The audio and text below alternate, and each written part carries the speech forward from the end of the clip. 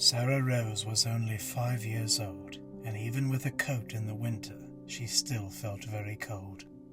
As she walks home one night, looking up at the moon, she listens very closely for the owl's luminous tune. She was very saddened, for her mother was sick in bed, and she wanted Sarah to bring her a rose that was bright red. As Sarah makes her way to the nearest rose garden, because she forgot her gloves, her hands soon began to harden. She looks for a rose that's not covered in frost, but it's hard because most of the roses were dead and lost.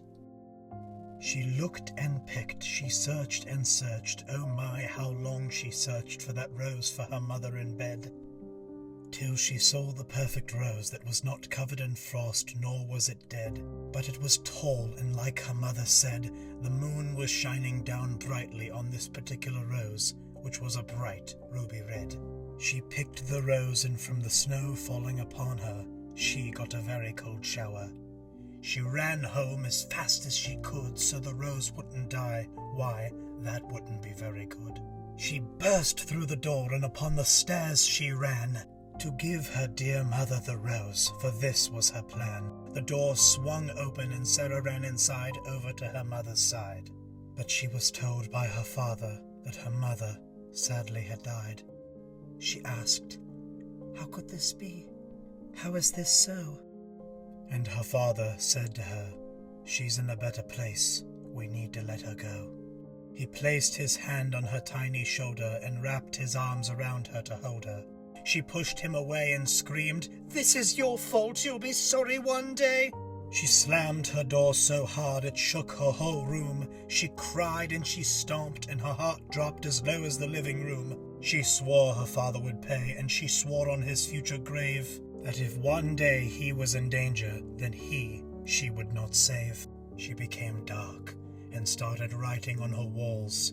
She drew upon herself a dark mark and swore she heard dark spirits making calls. An idea soon hatched in her mind. She thought, "Maybe I could stab him from behind." No, she said, "that's far too gruesome. What else do I have in mind?" So one quiet night, as the moon shone very bright, Sarah choked her father with a rope and squeezed very tight. He gagged and he yelped, he tried to scream for his life. But he had this coming, because he had poisoned his poor, sick wife. He grabbed for the rope, but around his neck he knew it was trapped, till Sarah had pulled so hard that his neck had snapped. She left his body to lie on the floor. She spit upon his body and said, "Have fun where you're going, you ugly boar." And as she left that dark and lifeless room and closed the door, it was there she had left her father for the spirits of doom. But her poor, sweet, and innocent mother could now rest in peace and be carried away calmly by another. Sweet little Sarah, now alone and lost, wandered the dark and empty streets, unaware that being alone had a heavy cost.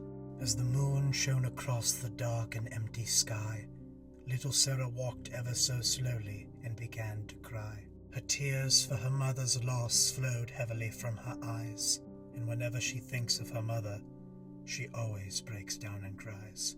Past the fence of the graveyard she walks away, in hopes that she can see her mother again one day. But she turns and enters the graveyard, a place of woe. She then thinks to herself, "Where else can I go?"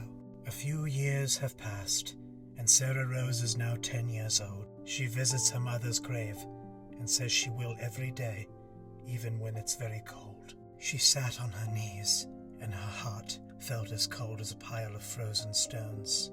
She had a sudden feeling inside of her that chilled her bones. Blood pumped through her veins so fast. She had horrific nightmares in her mind from her past. She heard screams of terror inside of her head. She had visions of her parents coming back from the dead. And she lay in the snow, so cold and so frightened, until the moon came out and the dark sky was brightened. She stood and let out a sad little sigh, looking at her mother's grave, trying not to cry. Little Sarah turned around to leave that mournful place. It was snowing so heavily that she did not leave a trace. She walked the streets and sniffled almost the whole way and said to herself, "No tears, for tomorrow is a new day." And as the moon shone down on the grave that weary night, the rose on the grave of Sarah's mother still shone very bright. Many more years had passed, and Sarah Rose was now 70. She stared at the rose, which was still alive, and asked, "How could that be?"